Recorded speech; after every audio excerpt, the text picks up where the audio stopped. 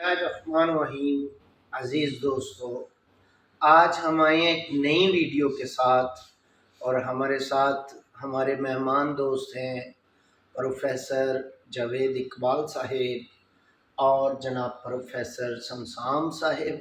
ہم آپ دونوں کو دل کی اتھاہ گہرائیوں سے آج کی ویڈیو میں آج کے موضوع کے لیے خوش آمدید کہتے ہیں۔ ہمارا آج کا موضوع ہے نئی نسل، طلباء اور ادب۔ موجودہ دور میں جیسا کہ دیکھا جا رہا ہے، ادب کا بہت فقدان ہے۔ ہم اساتذہ کے ساتھ اسکول کالج کے طلباء کی بدتمیزیاں بھی دیکھتے ہیں، لڑائیاں بھی دیکھتے ہیں، اور اگر آئے روز ہم توجہ دیں تو ایسی خبریں بھی سننے کو آتی ہیں کہ کسی استاد نے کسی طالب علم کو کوئی کام دیا یا کام نہ کرنے پر، ہوم ورک نہ کرنے پر ڈانٹا ہے تو اس استاد کو بہت بری طرح پیٹا گیا ہے۔ تو آج ہم انہی پیرامیٹرز میں رہتے ہوئے گفتگو کریں گے۔ تو ہم سب سے پہلے پروفیسر جاوید صاحب سے سوال کرتے ہیں۔ سر، ادب کے حوالے سے ہمارا آپ سے یہ سوال ہے، کیا جیسا ہمارا دور چل رہا ہے، ایک طالب علم پیسے دیتا ہے، فیس دیتا ہے اور استاد کو تنخواہ ملتی ہے، یہ جو ہمارے ہاں کنسیپٹ ڈیولپ ہوا پڑا ہے، اس کے آپ کیا سمجھتے ہیں؟ معاشرے پہ کیا اثرات ہیں، یا تربیتی حوالے سے یہ سوچ درست ہے یا نہیں درست؟ بسم اللہ الرحمن الرحیم۔ ڈاکٹر صاحب، پہلے تو موضوع کی بات کروں گا، بہت ضروری اور نہایت ہی اہمیت کا حامل ہے۔ اور دوسری بات جو سوال کی ہے، تو ادب کسی بھی نسل کی بہتری کے لیے سب سے جو امپورٹنٹ فیکٹر ہے ان میں سے، جی، اس کی اہمیت کو ہم کبھی ختم نہیں کر سکتے، کیونکہ نبی پاک صلی اللہ علیہ وآلہ وسلم کی حدیثوں میں سے ہے کہ اگر تم حیا کھو دو تو پھر تمہاری جو مرضی ہے۔ اس کا مطلب ہے کہ انسان کو انسانیت تک محدود رکھنے میں جو سب سے امپورٹنٹ چیز ہے وہ حیا اور ادب کا پہلو۔ اور اگر موجودہ زمانے کی بات کریں تو اس میں کوئی شک نہیں ہے کہ جس طرح ہمارے زمانے میں، میرے خیال میں اسے کہنے میں کوئی جو ہے وہ مذائقہ نہیں، فیل نہیں کروں گا کہ میں شاید غلط کہہ رہا ہوں، ہم وہ شاید آخری نسل تھے جنہوں نے اساتذہ کا ادب کیا، اور آج بھی صحیح ہے۔ ہمارے زمانے میں اگر ہمارے ہیڈ ماسٹر صاحب جب سامنے سے آ رہے ہوتے تھے کالج کی اسکول کی طرف، جب ہم اسکول میں پڑھتے تھے، تو خود بخود جو ہے وہ ہمارے قدم رک جاتے تھے کہ ہیڈ ماسٹر صاحب آ رہے ہیں یا استاد جی آ رہے ہیں، تو وہ آگے چلیں گے، ہم پیچھے چلیں گے۔ اگرچہ وہ ہمیں پڑھاتے نہیں تھے، لیکن اس کے باوجود بھی، اور پھر جس دن چھٹی ہوتی تھی وہ گاؤں میں رہتے تھے، جی، وہ گاؤں میں رہتے تھے، چھٹی والے دن بھی ہم ان کے ساتھ، اگر وہ ہمیں کہیں راستے میں مل جاتے آتے ہوئے، تو ہم بالکل روڈ کے کنارے کھڑے ہو جاتے تھے کہ پہلے وہ گزر جائیں، اس کے بعد ہم چلیں۔ لیکن موجودہ دور میں ہم جو پروفیشنلزم کا جملہ بولتے ہیں، کیا ٹیچنگ میں جو یہ ادب و آداب ہیں، ان چیزوں کے ساتھ بھی ویری کرتی ہے یہ چیز، یا اپوزٹ ہے؟ آپ کیا سمجھتے ہیں؟ سر، ایک بات حقیقت ہے کہ ہم نے بہت ساری چیزوں کو ان کی اہمیت سے زیادہ اہمیت دے دی۔ زبردست۔ یہ جو پروفیشنلزم ہے، یہ ہمارے معاشرے میں ہم بہت ساری چیزوں کا مطلب ہی نہیں سمجھ سکے۔ اس طرح لبرلزم کا مطلب ہم انفارچونیٹلی نہیں سمجھ سکے۔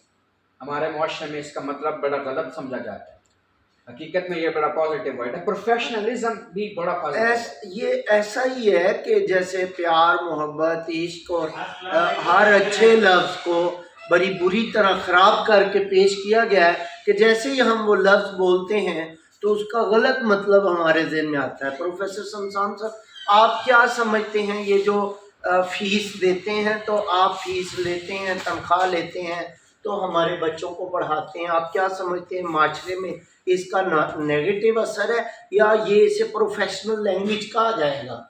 اصل میں سر، معاشرہ اب جس طرح کا ہمارا ہو گیا ہے، یا ہمارا جس طرح کا تعلیمی نظام ہے، تو میرے خیال سے اب ہم ٹیچر کے بجائے اب ہم فیسیلیٹیٹر ہیں۔ جو ہمارے اسٹوڈنٹس ہیں یہ موجودہ دور کی ایک بہت بڑی حقیقت ہے. بنیادی طور پر یہ چیز ریئلائز کرائی گئی ہے کہ اب کیونکہ وہی آپ والی بات ہے کہ انسان جو ہے وہ مٹیریلسٹک ہو گیا ہے، وہ پیسے کے پیچھے مادیت پرستی کی وجہ سے، تو انسان یہ سمجھتا ہے کہ وہ پیسے کے ذریعے ہر چیز کو خرید سکتا ہے. تو وہ اب مٹیریلزم کی وجہ سے جو ہمارا اسٹوڈنٹ ہے وہ اب یہ سمجھنے شروع ہو گیا ہے کہ وہ تعلیم کا جو زیور ہے وہ بنیادی طور پر پیسے کے ذریعے خرید سکتا ہے. حالانکہ میرے حساب سے تعلیم جو ہے وہ تربیت کے ساتھ ہی جو ہے وہ منسلک ہے. جب تک ایک انسان کی تربیت نہیں ہوگی تو میرے خیال سے وہ تعلیم جو ہے وہ تعلیم نہیں ہے، وہ صرف وہ آپ کہہ لیں کہ کوئی لینگویج سیکھ رہا ہے یا کوئی الفاظ سیکھ رہا ہے یا کوئی وہ کچھ کہہ لیں کہ رول سیکھ رہا ہے یا کچھ وہ جملے سیکھ رہا ہے، لیکن وہ تعلیم نہیں ہے. اسی طرح سر وہ جو ایک زد عام جو ایک قول ہے بالکل کہ با ادب با مراد، تو وہ یہ بالکل سر میں بات کر رہا ہوں، بالکل ایسا ہی ہے. العلم نور من نور اللہ، علم اللہ کے نور میں سے ایک نور ہے، اور اللہ نور جو ہے وہ بے ادب کو نہیں دیتا.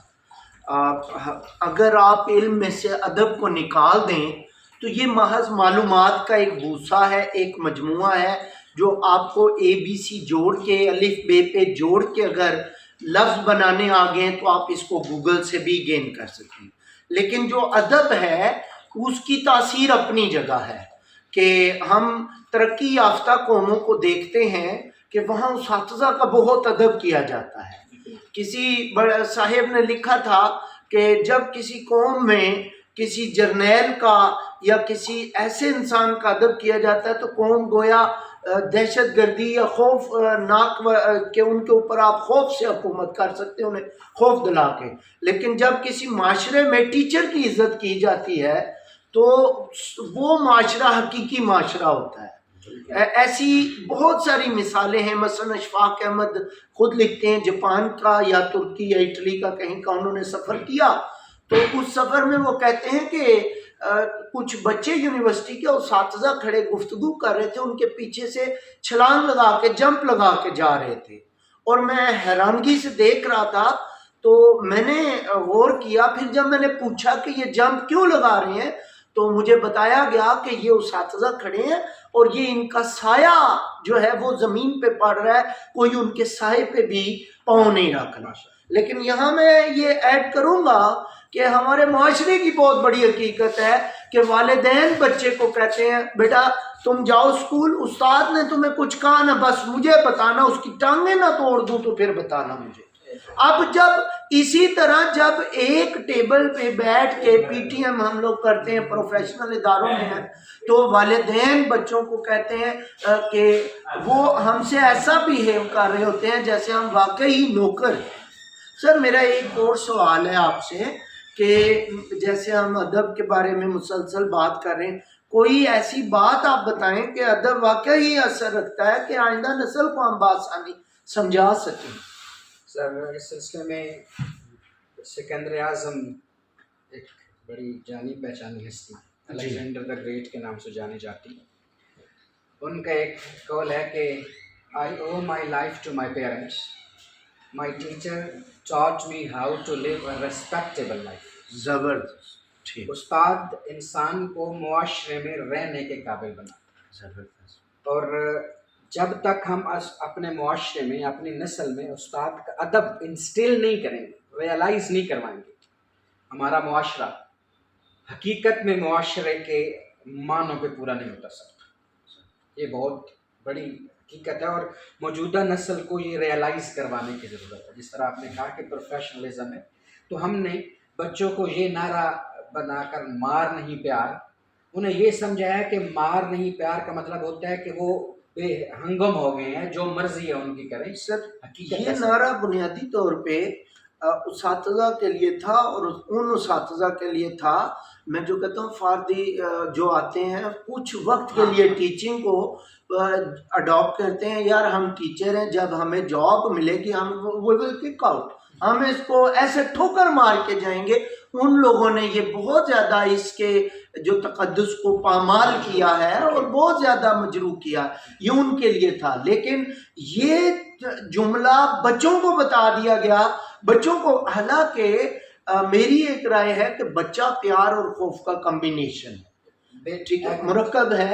اور جب آپ اس مرکب کو توڑتے ہیں، آپ یا بہت زیادہ پیار کرتے ہیں یا بہت زیادہ تشدد کرتے ہیں، سختی کرتے ہیں، بچہ آپ کے کنٹرول میں نہیں رہتا. یہ بڑا ایک بہترین سا جسے آپ کہہ سکتے ہیں کہ کمبینیشن ہونا چاہیے، جس میں یقیناً محبت کا پہلو زیادہ ہونا چاہیے، اس میں کوئی اور شک نہیں. اس میں اساتذہ کی محبت دینی چاہیے، والدین کو سپورٹ ایسے کرنا چاہیے. یار آپ کے ٹیچر نے کہا ہے، ویری گڈ، چلیں اپنے ٹیچر سے مشورہ کر لیجئے گا. یہ چیز ہمارے پرانے آپ نے جیسے اساتذہ کا ذکر کیا کہ استاد محترم آتے تھے تو آپ لوگ راستے میں، اور ایسے ہمارے والد صاحب بھی بتاتے ہیں ایسے بہت سے واقعات، تو ان میں بنیادی طور پہ استاد کی محبت بھی تھی. اور محبت ہی لو آلویز ڈیمانڈز رسپیکٹ، تو وہ ادب کا تقاضا کرتا تھا. یہاں میں ایک بات کا اضافہ کروں کہ غالباً خلیفہ ہارون الرشید کے دور کا واقعہ ہے کہ کسی صاحب نے ان کو جا کے شکایت لگائی ان کے صاحبزادے کے بارے میں کہ حضور آپ کا صاحبزادہ جو ہے وہ استاد محترم کو لوٹے سے وضو کروا رہا ہے اور آپ وقت کے خلیفہ ہیں. تو وہ شکایت اس لیے انہوں نے لگائی اس شکایتی انسان نے، چغلخور انسان نے، کہ اب ذرا استاد کی جو ہے نا سختی آئے گی. اور غالباً امام ابو حنیفہ تھے. تو وہ فوراً اٹھے اپنے تخت سے، اپنے اس محل سے نکلے اور فوراً وہاں پہنچے اور جا کے اپنے بچے کو ڈانٹا. کہا تم ایک ہاتھ سے پانی ڈال رہے ہو، اس وقت وضو آخری سٹیج پہ تھا، استاد اپنے پاؤں دھو رہا تھا. لگا تمہیں شرم نہیں آتی؟ تم ایک ہاتھ سے پانی ڈالو اور دوسرے ہاتھ سے استاد کے پاؤں ملو، صاف کرو. یہ وہ دور تھا جب علم بھی عروج پا رہا تھا، لیکن ہم لوگوں نے اس کو بہت زیادہ نئے فیز میں ڈالنے کی کوشش یا ماڈرنائزیشن کے نام پہ ہم نے اور زیادہ بگاڑ دیا. پروفیسر سمسام صاحب، آپ کو ماشاءاللہ ٹیچنگ میں ایک بڑا عرصہ ہو گیا ہے، آپ کیا سمجھتے ہیں ہم بچے میں ادب کیسے پیدا کر سکتے ہیں؟ کوئی ایک دو ایسی چیزیں بتائیں ہمارے ناظرین کو جو ان کے لیے افیکٹو ہوں. سر ادب کا عنصر وہ بنیادی طور پر بچے کی جب پیدائش ہوتی ہے اور اس کے والدین جب اس کی پرورش میں وہ پارٹیسپیٹ کر رہے ہوتے ہیں، تو میرے حساب سے اس کی جو اس کا ادب کا جو عنصر ہے وہ گھر سے شروع ہونا چاہیے. سب سے پہلے اس کے پیرنٹس اس کو جو ہے ہم ماشاءاللہ ہم اسلام ہمارا دین ہے اور اسلام کے اندر بہت سی ایسی چیزیں ہیں جو انسان کو ادب سکھاتی ہیں. تو وہ دین کو سامنے رکھتے ہوئے اس بچے کو کی تربیت شروع سے ویسی کریں کہ وہ باادب ہو.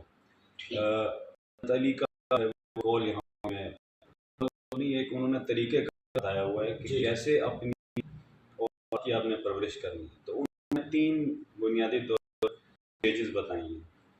کہتے ہیں کہ بچہ جو ہے وہ 6 سال بادشاہ ہوتا ہے، یعنی کہ اس ٹائم اس بچے کو، کیونکہ اللہ تعالیٰ نے انسان کے اندر یہ خداداد صلاحیت ہے کہ وہ شروع کے 5-6 سالوں میں اس کا لرننگ پروسیس بڑا اسٹرانگ ہوتا ہے، بہت تیز فاسٹ ہوتا ہے 100%. اور اس ٹائم اس بچے کی سائیکالوجی کے اوپر پازیٹیو امپیکٹ کے لیے انہوں نے کہا کہ اس کے ساتھ نرمی سے پیش آنا ہے بادشاہ ہونے کے، اور اس کو دنیا کی ہر چیز اس کو سکھانی ہے، اچھا برا. پھر وہ کہتے ہیں کہ 6 سال وہ بچہ آپ کا جو ہے وہ اب یہاں آنسر کا مطلب ہے کہ وہ اس کے اندر بچہ ہو سکتا ہے. تو وہ ادب کا طریقہ کار وہ اپنے دین چیزیں سکھانا. اور مثال کو دیکھیں جب وہ 8 سال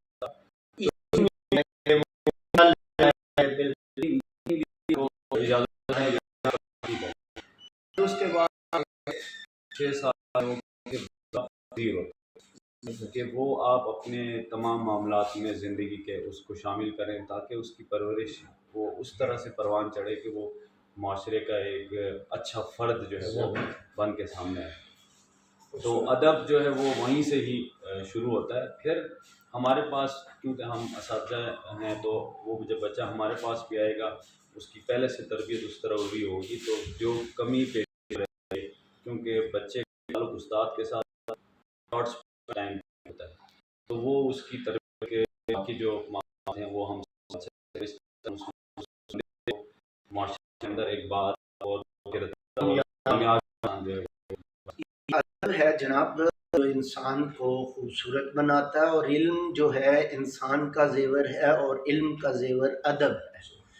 اگر سر نے رسول کائنات صلی اللہ علیہ وسلم کی بات کی تو آپ صفا کی وہ جو پہلی اکیڈمی تھی، صفا کی درسگاہ رسول کائنات صلی اللہ علیہ وسلم نے بنائی تھی، اس کے آپ پیرامیٹرز چیک کریں، وہاں سٹوڈنٹس کا معاملہ چیک کریں تو ایک اس میں سے ہم ایک خوبصورت بات لیتے ہیں، مدنی پھول لے لیتے ہیں کہ صحابہ اکرام رسول کائنات صلی اللہ علیہ وسلم کی بارگاہ میں اتنے مؤدب اور اس انداز میں تشریف فرما ہوتے تھے کہ بے جان لکڑیاں جیسے ہوں اور ان کے سروں پہ آ کے پرندے بیٹھ جایا کرتے تھے کہ ادب کا یہ خاصہ آپ دیکھیں صفا کی درگاہ سے رسول کائنات صلی اللہ علیہ وسلم آپ نے فرمایا رسول اللہ تو میرے خیال میں اگر اسکول کالج یونیورسٹی کی بڑی توجہ سے دیکھنا چاہیں، ایکسرسائز دیکھنا چاہیں، ایجوکیشن کا سسٹم ان کو ہنر دکھانا، صوفہ کی درگاہ ہمارے لیے ایک بہت بڑا عملی نمونہ ہے۔ ناظرین آپ کا بہت شکریہ، امید کرتے ہیں کہ ہمارا آج کا موضوع بھی آپ کو پسند آیا ہوگا۔ انشاءاللہ العزیز ہم پھر آپ سے ملیں گے ایک نئے موضوع کے ساتھ۔ اپنے میزبان کو اجازت دیجیے، ڈاکٹر محمد اعظم رضا تبسم۔